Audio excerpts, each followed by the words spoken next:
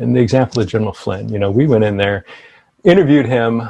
He knew that we were there to interview him about conversations with Ambassador Kislyak. I mean, a ton's been declassified, in my opinion, horribly, recklessly, and dangerously.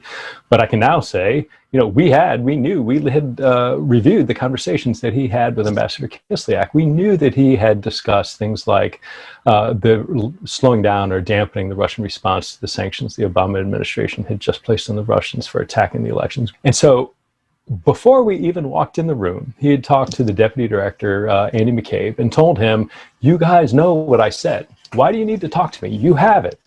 And at the same time, in response to that, asked if he needed an attorney, decided he didn't need one or want one, invited us in, 2 hours later, didn't tell, as best we know, anybody in the White House, and sat there knowing what we were going to ask him. 2 or 3 weeks after he'd had conversations about this with the president, with the vice president, with the chief of staff, with the White House counsel. So he knew full well what we were going to talk to him about. But he sat there, and time again, when we got to those two critical questions, he didn't tell us the truth. And not only that, but he didn't. A lot of people, when they lie or when they're dissembling, they tend to have tells. They'll cover their mouth, they'll lick their lips, they'll look away, they'll, re-ask the question. He didn't do any of those things.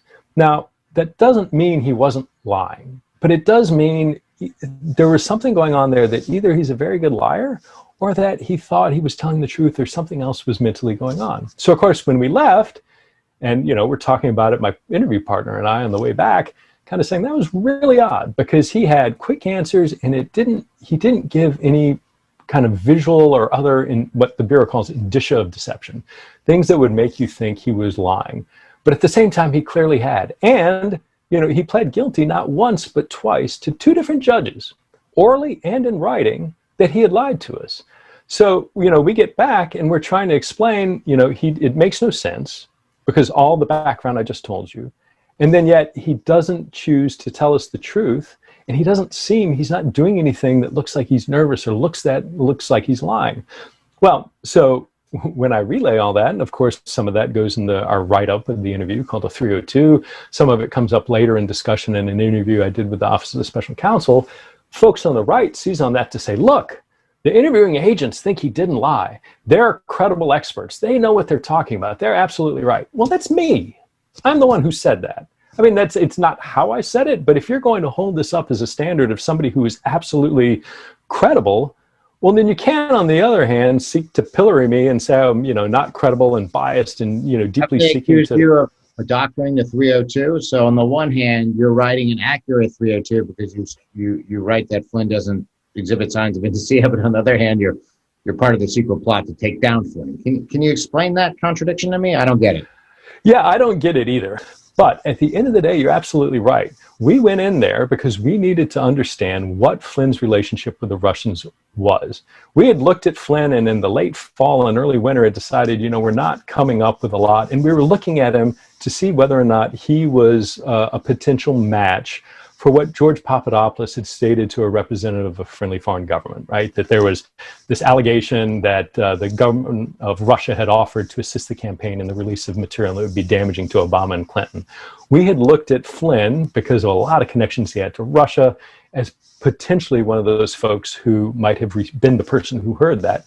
We were moving away from that to the point that in the fall and early winter, up to and including the director, had been briefed, hey, we're probably going to close this case because it just doesn't look like he's a likely candidate. And everybody had agreed. And so that had occurred in the December timeframe. When we get these intercepts between Flynn and Kislyak, that radically changes our understanding of Flynn's relationship to the Russians.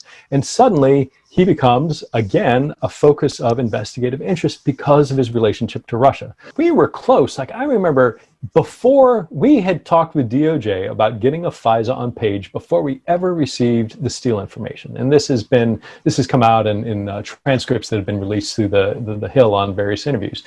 Prior to ever hearing the first thing about Steele and his reporting, we had talked and we're fighting with DOJ about trying to get a FISA, and it was a very close call. I mean, somebody described it as 51-49, whether or not we had enough. And my point was, I was much more interested in we are running out of time.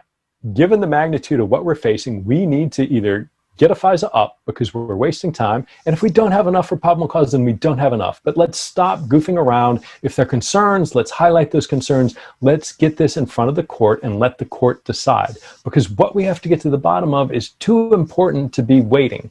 And so, again, this has been, there are clearly problems with the steel material. That's not unusual. Hold on. How do you, there are clearly, there are huge problems with the steel dossier.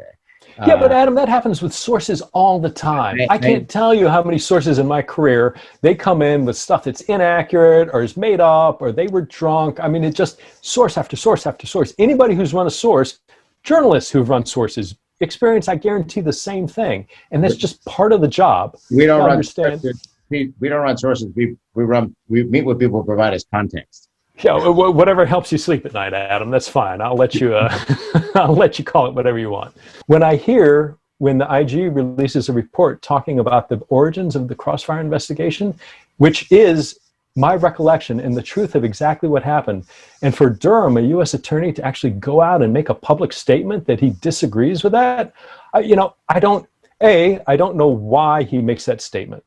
That is unheard of for any U.S. attorney or U.S. attorney's office to make comments like that in the middle of an investigation.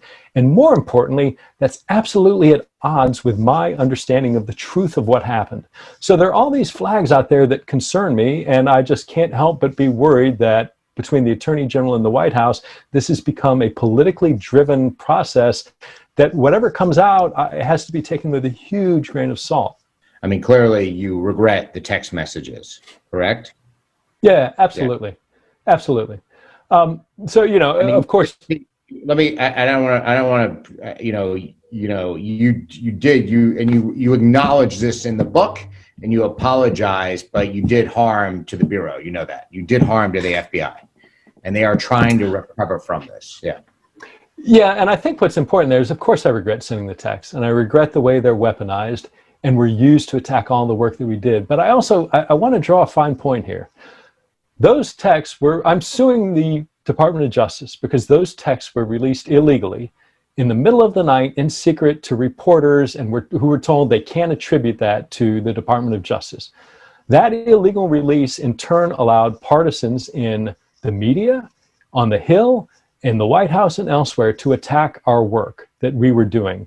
So while I regret it, at the same time, those were personal opinions expressed in a private channel. These weren't things I said on Facebook or Twitter in front of a unit meeting.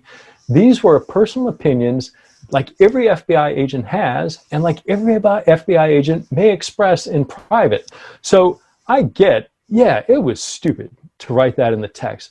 But let's also be clear about assigning responsibility where it appropriately lies. And the fact of the matter is, their illegal release was done in a way to cause partisan benefit to undermine the work that was going on. That was neither, to use a legal term, that was not foreseen or foreseeable. That's nothing the Department of Justice has ever done in the middle of an IG investigation.